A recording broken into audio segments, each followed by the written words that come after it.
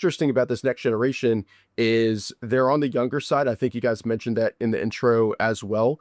Um, and I wanted to hear if you guys had any observations about how these traders learned and how they kind of what resources they went to kind of speed up their process. A lot of it was trial by fire, which you guys mentioned was shorting small caps. There's a lot of risk there, and many of them blew up multiple times. But any observations on how they worked to improve their trading skills to kind of reach this level? And Jack, maybe start with you to see if you have any thoughts there.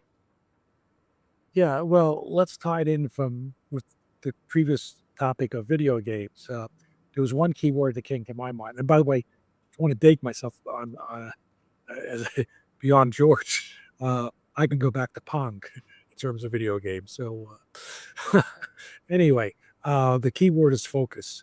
So one thing about video games is you're intently focused, and I don't play video games, but have occasionally in the past. But you do need a lot of focus, and so this intense focus is a aspect of the characters and talents of many of these traders. Uh, One trader in particular, I come to Kenny Sharkness.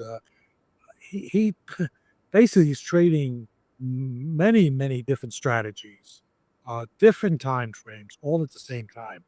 And how we, and he just said that he just basically says that this ability to kind of focus on multiple things at the same time is some innate skill he had. And I think every trader in their own way has some innate skill. Mhm. One of the traders I asked, he's describing his difficulty in school and all of that. And I said, a lot of with descriptions that, do you have ADHD? And he said, well, I don't know, maybe. But the thing about ADHD is many people think it's just inability to focus. Again, staying on the topic of focus here.